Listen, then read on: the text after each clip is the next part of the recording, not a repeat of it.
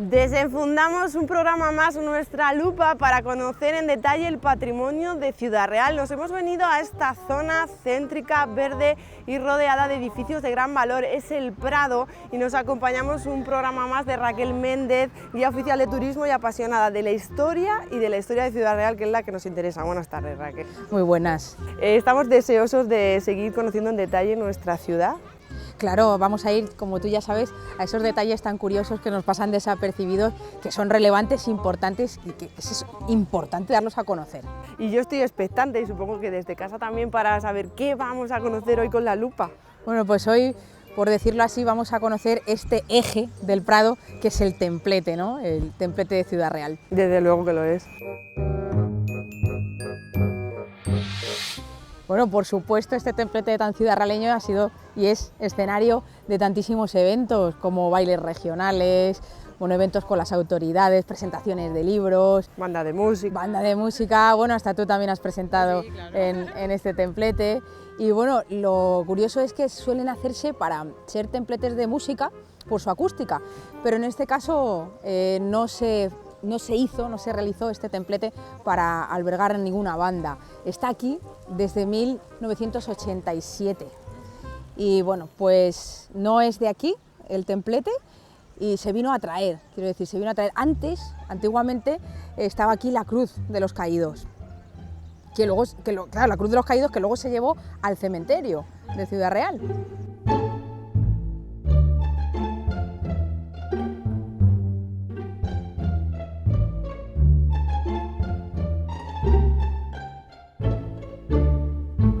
Raquel, nos hemos venido dentro de este templete a refugiarnos del frío, pero cuéntanos de dónde viene este templete. Pues lo diseñó un arquitecto murciano, José Ramón Berenguer, y este templete en realidad estaba cubriendo unos baños que estaban precisamente en Villar del Pozo. Bueno, aquí en el campo de Calatrava, bueno, sabemos que ha habido una intensa actividad volcánica y herencia de esto, pues nos queda todavía ese residuo, esos baños, hay muchos baños y hervideros en la zona. Y pues precisamente estaba, como digo, en unos baños, que tenemos una fotografía ahí que nos ha prestado la doctora y profesora Elena González Cárdenas y podemos ver curiosamente, fíjate ahí cómo se aprecia a la gente bañándose ahí en esos baños que estaban en Villar del Pozo. Villar del Pozo es una población que tenemos a 20 kilómetros de aquí, que es pequeñita, tiene unos 100 habitantes más o menos ahora mismo. Pues agradecemos a la profesora esta fotografía y bueno, Raquel, que nos recopilemos. Entonces, este templete no es originario de Ciudad Real, sino de Villar del Pozo y estaba en una zona de baños del campo de Calatrava, ¿es así? Claro, eso es. Bueno, ha sido frecuente, sobre todo en el siglo XIX, a principios y hasta mediados del siglo XX, que estuvieran en uso, en funcionamiento, este tipo de baños a los que iba la gente, pues que son muy buenas estas aguas agrias, aguas con propiedades, entonces iba la gente, venía a tratarse, pero incluso, claro, la movilidad no era igual antes y venían a quedarse en alojamientos, o sea, se quedaban alojados ahí. Y venían para tratarse pues, afecciones, por ejemplo, cutáneas, de la piel, como digo, el agua es buenísima. Y bueno, pues esto precisamente lo compró, se quedó en desuso, cayó ya en desuso a mediados del siglo XX y lo compró un médico de Madrid que lo regentaba, que venía precisamente a esos baños y se lo quiso vender al entonces alcalde de Villar del Pozo. ¿Por qué suma? Por 500.000 pesetas. Bueno, 500.000 pesetas en los años 50 pues era algo muy difícil de afrontar, no solo para un ayuntamiento pequeñito, para cualquier otro ayuntamiento. Así que bueno, pues al final se va quedando ahí en desuso y en 1955 fue cuando se quiso iniciar la venta, la compra, pero al final, bueno, cayó eso un poco en el olvido y quien lo acaba adquiriendo es el Ministerio de Educación. ¿Para qué adquieren esa zona de los baños? Para construir ahí una escuela hogar. Una escuela hogar que era un colegio que además era pionero aquí en la provincia de Ciudad Real, que lo que hacía era pues, dar atención a esos alumnos que no vivían en la población de Villar del Pozo. Muchas veces ya sabes que en este mundo rural pues, los chicos vivían algunos en fincas, un poco alejados, y así aprovechaban y se quedaban allí internos, ¿no? Dando educación, que es importante también. Además ha estado abierto hasta 2008 aproximadamente, esta escuela hogar.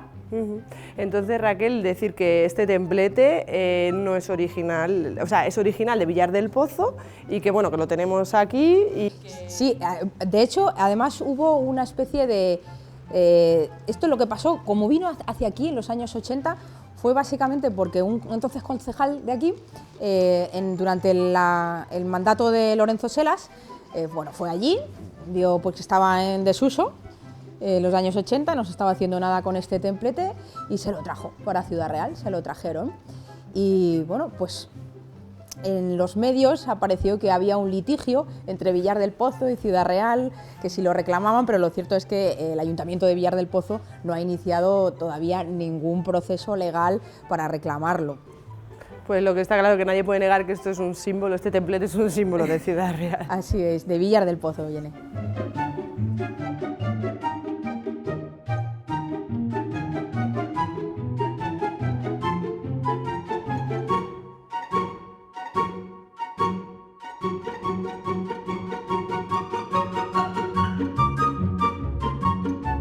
Seguimos en este espacio del Prado para hablar de otro elemento que ahora está cerca de la catedral. Bueno, en la catedral nos estamos acercando a ella porque nos vas a hablar de un elemento que no está solo aquí, sino también en otras iglesias. Cuéntanos. Pues efectivamente está en el exterior, este elemento está en el exterior de la catedral, pero también en el exterior de la iglesia de San Pedro e incluso en el exterior de la iglesia de Santiago. Ponemos la lupa en este reloj que creo que marca unas horas concretas. Efectivamente, las que marca son las horas, son relojes de sol canónicos, los relojes canónicos, que lo que hacen es, bueno, marcar unas horas concretas de misa durante el día. Lo que pasa que si no te fijas bien, pues estos relojes pueden pasar desapercibidos, pueden pasar por alto si no somos un poquito observadores. Claro que ahora no necesitamos relojes porque del teléfono no los usamos mucho, ¿no? Claro, ahora ya no se usan, pero en otro tiempo fueron muy importantes este tipo de relojes, porque claro, lo que marcaban, se encontraban muchas veces, claro, en las iglesias, en los monasterios, en los conventos, para marcar precisamente, por ejemplo, la sexta, que es a mediodía a las 12, o la nona, que es a las 3 de la tarde, los oficios divinos, la liturgia, ¿no? Marcaban las horas de rezo, las horas de misa. Y bueno, pues aquí los tenemos, como digo, esos tres en la ciudad, además. O sea que si te parece, invitamos a los espectadores a que visiten estos relojes canónicos y que pongan la lupa ahí, ¿no? Claro, además vamos a ponerla en este en concreto. Si la ponemos en este reloj en concreto, los hay de diferentes tipos.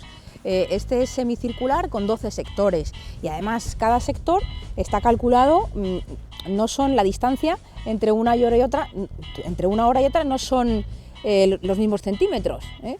Va pues en conjunción con el sol para que funcionase así de esa manera solar. Y bueno, pues en este caso además aparece una bola justo encima del reloj con una cruz. Esto estaría representando el mundo, bueno, presidido por la cristiandad, claro. Así que eso es, invitamos a toda la gente a fijarse en este detalle, en este elemento tan curioso que tenemos en el exterior de todas las iglesias, esos relojes canónicos.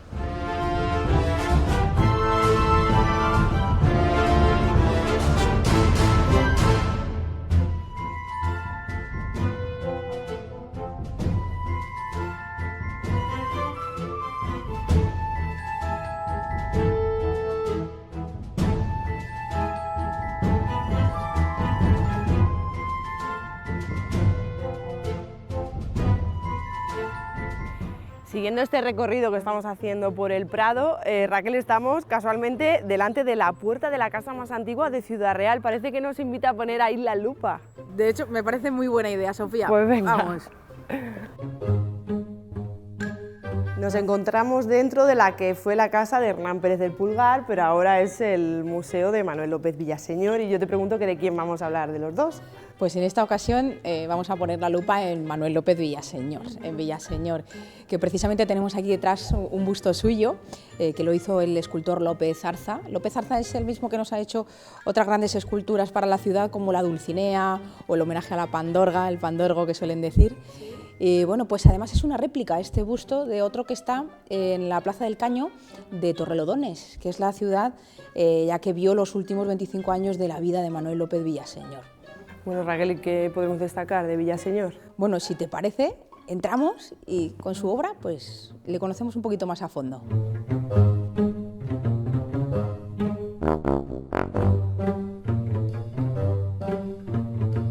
Manuel López Villaseñor López Cano, que tiene doble apellido compuesto, López Villaseñor López Cano. Bueno, nosotros nos vamos a quedar solo con ese Villaseñor para referirnos a él, ese apellido que es tan potente, además, tan sonoro. Bueno, Villaseñor nace aquí, en Ciudad Real, el 28 de junio de 1924. Además vivió con sus padres, su padre era sastre, Serafín se llamaba, y su madre Eugenia, y vivían en la calle Lirio. Y bueno, pues hay algo muy importante en Villaseñor que hay que entender siempre, ¿no? Hay que asimilar primero y conocer un poquito de su vida para entender su obra. Esto es importantísimo al contemplar la obra de Villaseñor. ¿A qué me refiero? Pues muchas veces yo veo entrar a las personas dentro del museo, y si no vienen a hacer una visita guiada, si vienen solas, contemplan los cuadros de Villaseñor y salen pues compungidos, salen incluso diciendo que no les ha gustado la obra, o que es una obra muy cruda o incluso fea. He escuchado este comentario, y lo que es importante es esto que voy a detallar ahora, al menos conocer un poquito. Manuel López Villaseñor, cuando era niño, en su biografía aparece que a su madre se le cae de los brazos con 13 meses y sufre una luxación de columna. Y luego también está escrito que sufre polio. Entonces es un niño que no se cría como los demás. Se cría atado a una cama. Es un niño que no se cría jugando en la calle, no sale a correr. Y entonces para nosotros, para suerte por nosotros, para desgracia para él, pues él desarrolla esa actitud hacia la pintura, ¿no? Y como digo, su forma, esto le hizo interpretar tanto el mundo de la pintura como el mundo a su alrededor de una forma muy interesante, ¿no? Hay que comprenderle partiendo de esa base, de esa raíz de cómo él se cría desde pequeño. Y así podemos entender cuadros como los que tenemos en esta sala 1. Eso es. Bueno, primero vamos a ir a uno de sus cuadros más famosos, que además a mí personalmente me fascina este cuadro. Y la primera lupa, donde quiero que pongamos la primera lupa, es en el título. Quiero que lo leas tú, Sofía. ¿Y qué? O sea, todo el mundo conoce este cuadro como La autopsia, pero se llama ¿Y qué? ¿Y qué? ¿Y qué? Bueno, es una escena cruda, ¿eh? Esto es una morgue, es un cadáver y es una escena dura. Pero el título, ¿y qué? ¿Qué quiere decir esto? ¿Y qué? Que está buscando... Esto es muy fácil. Ya seas musulmán, cristiano, judío, rico, pobre. ¿Cómo acabamos todos? Así, ¿no? Y es la primera pregunta que nos hace Villaseñor, porque dentro de su pintura muchas veces en muchos cuadros se nota que él lo que quiere pues es establecer un diálogo con el espectador. Que esto es muy curioso, muy importante sobre él. En este caso, ¿y qué? Fíjate, además, dónde nos pone... Bueno, esto es una cosa muy interesante de Villaseñor también, que es que su obra, ¿qué es el arte, no? ¿Qué es el arte? El arte tiene que ser siempre bonito. El arte también lo usa Villaseñor como un arma, para denunciar también y para que nos preguntemos y para desnudar la realidad muchas veces. Entonces, esto también puede ser arte, quiero decir, aunque no sea una escena cómoda, una escena preciosa, pero además tiene un trasfondo muy importante. Fíjate dónde nos coloca en la perspectiva. ¿Dónde estamos mirando el cuadro? ¿Desde dónde miramos el cuadro? La imagen. Detrás de la cabeza, que no es lo más habitual, quizás. Fíjate, la escena, estamos desde arriba, en una perspectiva como si estuviéramos desdoblados, contemplamos el cadáver desde arriba, fíjate. Pues esto también tiene mucho sentido. Ahí es donde Villaseñor nos está haciendo partícipes al espectador. Ese ¿y qué? No solamente habla de eso, nos habla a nosotros de nuestra propia muerte, como si nosotros la estuviéramos contemplando. Eso es, y preguntándonos sobre ella, porque además no es ninguna muerte en concreto. Si nos damos cuenta, en la cara del cadáver realmente no está tan definida. Entonces, por eso él lo deja abierto y nos coloca sobrevolando para que nosotros mismos nos preguntemos sobre esa muerte, sobre la nuestra, sobre la de todos. Porque siempre se habla de la vida, se nos prepara para la vida y no se nos prepara nunca para la muerte. Pues esto es algo que Villaseñor lo tenía también muy masticado, desde esa sensibilidad especial que tenía este niño que se cría, como digo, de esa manera. Y luego hay una cosa que me gusta mucho también, que es, se le encaja a Villaseñor en una técnica que se le llama una corriente que se le llama el hiperrealismo. Y hay un detalle también en el cuadro que me gusta, en el que quiero poner la lupa, que es justo el reflejo que aparece ahí en el cristal. Esto es algo que en esta corriente se usa mucho, es un recurso que se usa, y ahí pues lo que hace es representar doblemente la escena, dándole más dramatismo, claro, por duplicado, ese cadáver reflejado. Y otra cosa, fíjate, cómo consigue, es muy especial Villaseñor para conseguir los brillos en las lozas, en los azulejos, en el grifo. Fíjate cómo en el grifo, sencillamente con 3 toques, fíjate ahí lo vemos, ahí ponemos esa lupa, ahí están esos 3 toques de blanco, cómo consigue ese brillo. Que son esos detalles que si no ponemos la lupa, como en este caso, nos pasan totalmente desapercibidos. Claro, son detalles en los que fijarnos. Y quiero que nos fijemos en el último, en este cuadro, en el último de ellos, que esto también es un recurso que han usado muchísimos artistas, pintores del panorama, que es la firma. ¿Dónde está la firma en este cuadro de Villaseñor? Está en un lugar muy especial. Esto lo hacía, por ejemplo, ya el Greco, que el Greco, cuando pinta su famosísimo cuadro del entierro del Señor de Orgaz, lo que hace es pintar su firma en el bolsillito de su hijo. Dentro de ese entierro aparece su hijo, un niño, y sale un pañuelito de su bolsillo, firma ahí en el pañuelito que sobresale del bolsillo de su hijo. Pues lo que hace Villaseñor para firmar en este cuadro también es muy especial. ¿Dónde firma? Fíjate, ponemos la lupa también ahí. Villaseñor. ¿Qué es eso, Sofía? Es una etiqueta mortuoria de las que se colocaban antes para identificar el cadáver y saber, bueno, los datos de esa persona que había muerto, que se colocaban normalmente en los pies. Entonces, qué curioso cómo deja caer esa etiqueta mortuoria también ahí para firmar.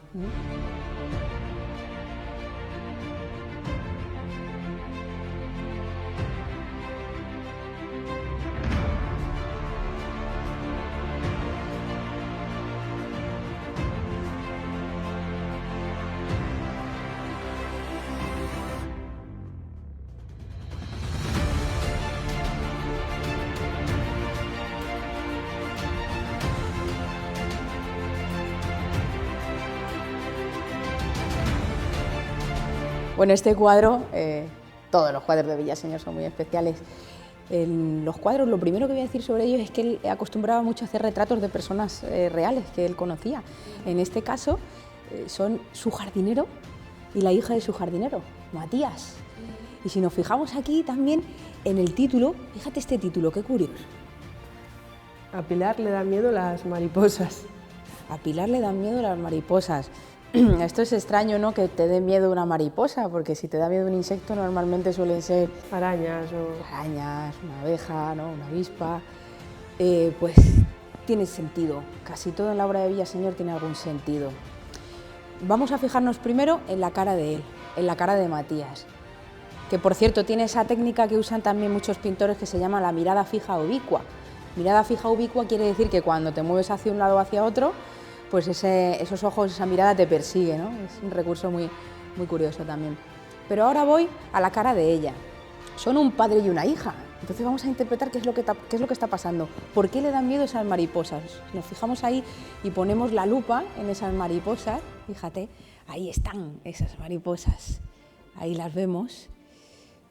¿Qué simbolizan? ¿Qué significan? Esas mariposas son, pues, el miedo que tiene Pilar, esa adolescente, a entrar en un mundo nuevo, ¿no? Salir de esa pubertad y adquirir las responsabilidades de la vida adulta. Eso es a lo que se quiere referir Villaseñor, que lo que está expresando. De hecho, como digo, todo tiene sentido. A pesar de esa paleta aviejada tan personal que tiene Villaseñor, le da un toque de color ahí. Si nos fijamos, aquí hay que poner la lupa de nuevo. En estas 2 florecitas son 2 violetas. Pues las violetas son un símbolo de amor, de lealtad también, y tienen una connotación curativa y protectora, que si nos damos cuenta precisamente es lo que está haciendo Matías con su hija. ¿Veis cómo la protege? La está agarrando, ¿no?, ahí del hombro también. Es una forma de representar que tiene Villaseñor, que además es magnífico en las expresiones, ¿no?, de las caras, casi que podemos intuir cómo es el carácter de la persona o qué está pensando, qué está sintiendo en ese momento, qué sensibilidad tiene Villaseñor. Vamos al siguiente cuadro, vamos a otro. Bueno, estoy segura que a este cuadro hay mucha gente que también le tiene mucho cariño, ¿no?, por esa dureza, esa crudeza que tiene Villaseñor en contraste en otros cuadros en los que hace esos desnudos o esas muertes, ¿no? Y en este caso, pues es una escena bastante tierna, en la que él sí representa, lo que hace muchísimas veces Villaseñor es una clara referencia al tiempo, ¿eh? Él juega mucho con esas atmósferas temporales, en este caso, y en muchísimos casos introduce el membrillo, que el membrillo es un símbolo de perdurabilidad. Precisamente por eso, para hablar del tiempo, ¿no? Cómo perdura esta fruta, el membrillo, o las flores secas. Este recurso lo usa muchísimo. Si nos fijamos ahí, ponemos la lupa, no solo en este cuadro, en muchos cuadros de Villaseñor vemos esas flores secas, aludiendo también a la perdurabilidad, ¿no? No directamente a que se secan y ya son feas, ¿no? Sino que ellas perduran en el tiempo aunque sean secas. También otra cosa que hace Villaseñor es introducir muchos objetos de forma especial, no representando el objeto, sino el sentimiento que le genera ese objeto. Él decía que pues, muchos de ellos, de esos objetos, los recordaba en manos de personas.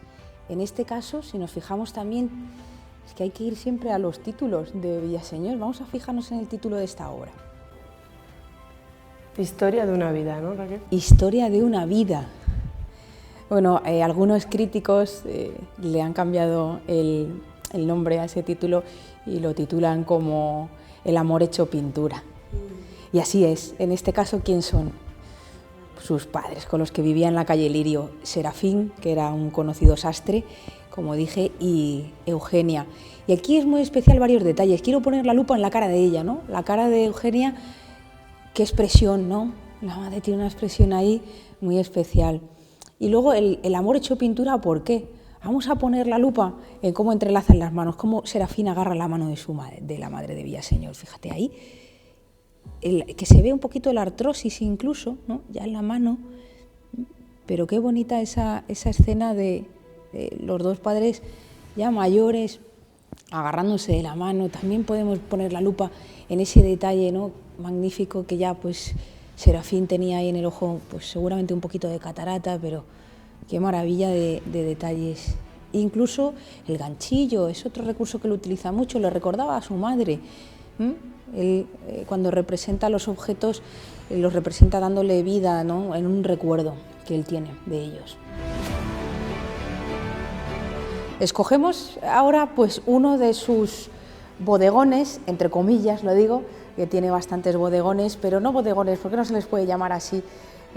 Bueno, un gran experto sobre Villaseñor, que es Antonio Zarco, que hace esa biografía, apuntillando pues cada detalle de lo que representa Villaseñor. Repito, todo tiene un significado dentro de la obra, que podemos contemplar. Mira, esto es un bodegón. ¿Esto qué es? Estos son unas cebollas, ¿no? Muy bien pintaditas. No, pero no es tanto eso. Todo, repito, tiene un significado. Y además, como Antonio Zarco decía, los cuadros de Villaseñor no son bodegones, son retratos de cosas. Las cosas son y están, que decían. En este caso, fíjate, son cebollas, pero ¿cuántas? Qué interesante.